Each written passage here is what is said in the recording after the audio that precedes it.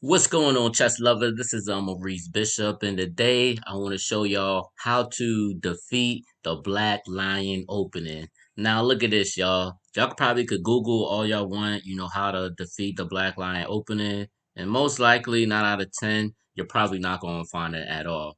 A lot of times, you're gonna have to keep playing against it or whatever, and then find ways to actually defeat it and everything, right? So, I actually played he was a 2200 player, and I actually played his opening, but it's not even an opening that I read from a book or whatever. I'll just experiment with it and things like that because I know how the setup of the Black Line is. So without further ado, we actually just gonna get started. All right, y'all. So obviously, I played as white. My opponent played as black. I played on E4. He played D6, D4. Now, and for me, y'all, I'm thinking like maybe he's gonna go maybe knight F6 or whatever. Play the perk because I had a lot of people play that on me and things like that. But he played C6. So and again, people I seen some per players play C6 or whatever, things like that. So I was like, yo, let me find this dude about to play the Black Lion on me and stuff, right? So I actually played Bishop C4 automatically. I just played it, and he goes knight B to D7. I'm like, dude, this dude about to play the Black Lion. So I immediately played C3. Now, even though I played Bishop C4 was more of like a waiting move, but also, y'all, I'm an attacking player, yo. So I like to be very creative and whatever. Especially since, the Black Lion, y'all know me and all my YouTube videos, I play the Black Lion a lot or whatever. So I'm pretty well aware of, the Black Lion. So I played C3 to strengthen his D4 pawn because I already know this E5 is going to be coming in, right? Um, he goes Queen C7. Now, y'all, this is what I did. I played F4. This is what I did. I play F4 though because now I'm about to just show y'all. He played E5. Now, I was happy with the E5 thing. And honestly, I think the correct move wasn't E5. E5 should not have been played. If you're gonna play something, right? Probably the best move would probably be B5. I want to say B5 right away. For instance, let's say B5, Bishop B3 and everything. I'm sorry, yeah, let me go back. I'm sorry. D5. I say D5 automatically. The reason why I say D5, y'all, because the center could be very, very strong, especially with the E5 and with these three connected pass pawns and everything, it becomes very strong, right?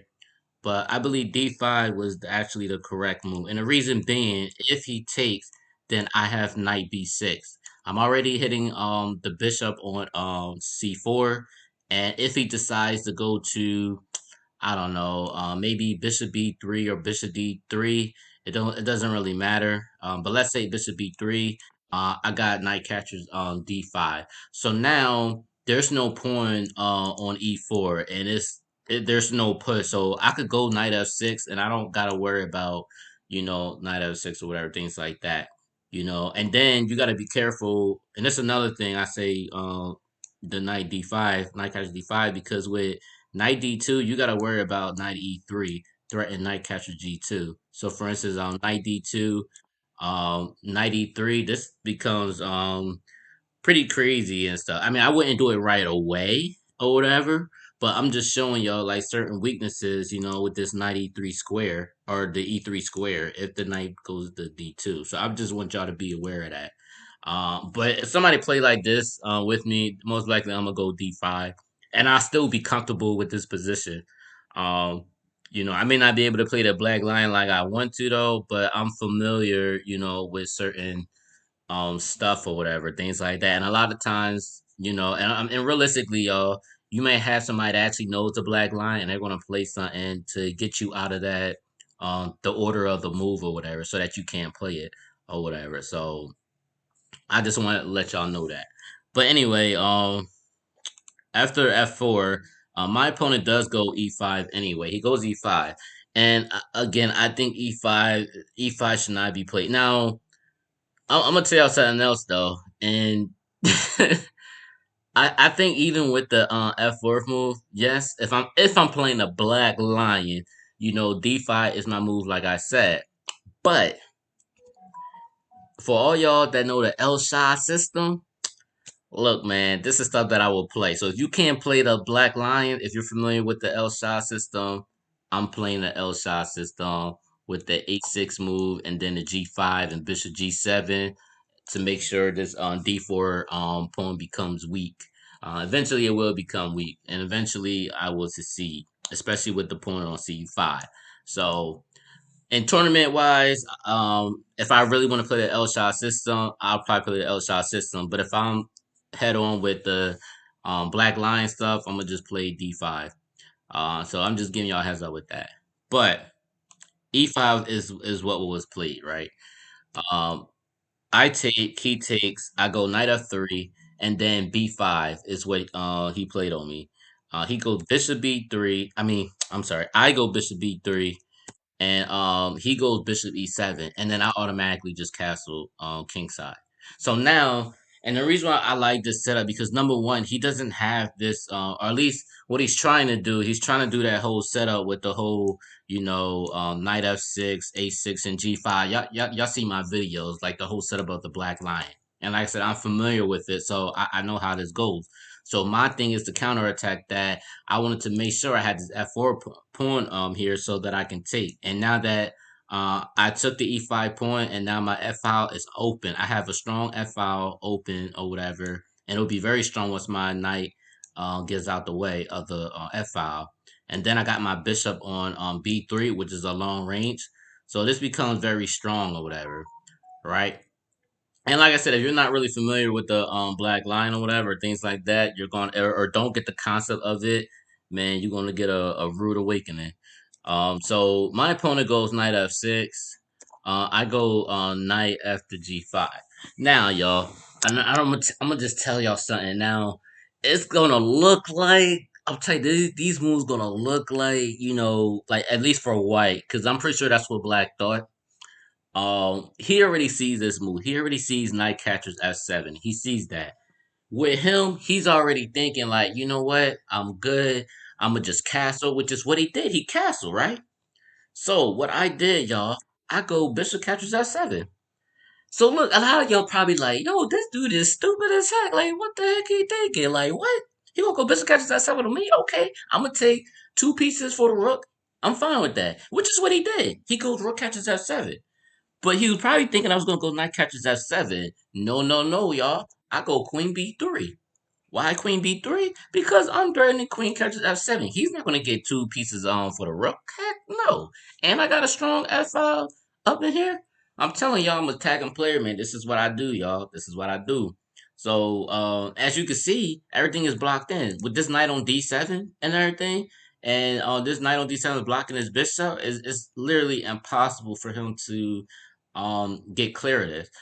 Even if you go, I don't know, like knight d5, that's just pretty much pointless because then I just go knight catches f7. So I just pretty much win a free rook.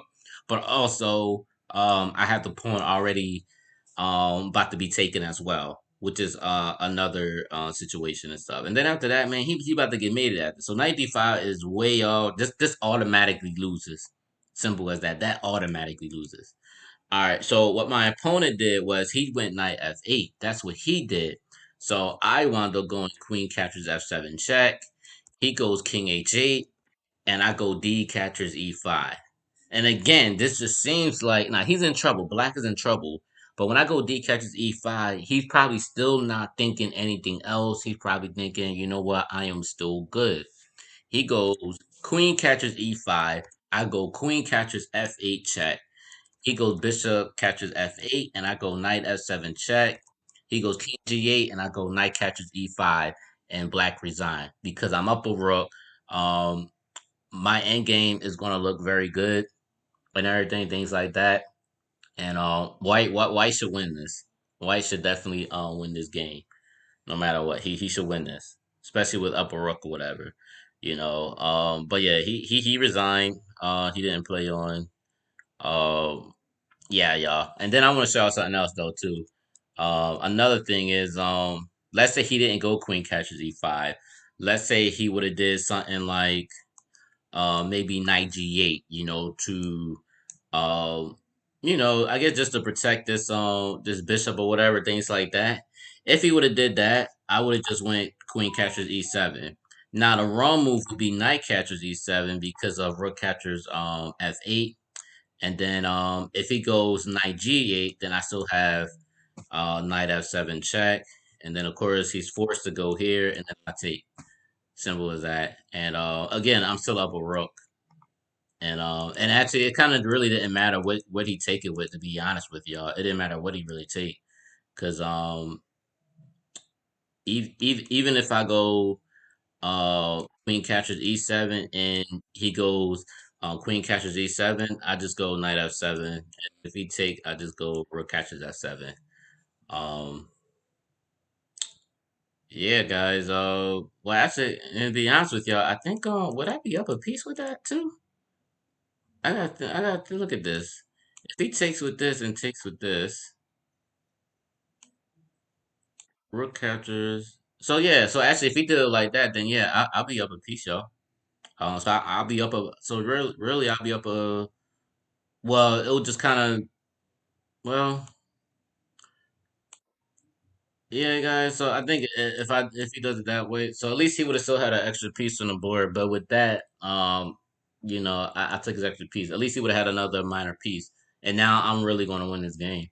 So either way, it's just a done deal. But yeah, man, this is what I played and everything. And to be honest with y'all, when I played it, when I played uh the Bishop C4 and C3, like I said, it was I ain't gonna lie, because it was a mouse slip. I meant to go knight C3, but I wanted to hit in a pawn because I was hurrying up pre-moving.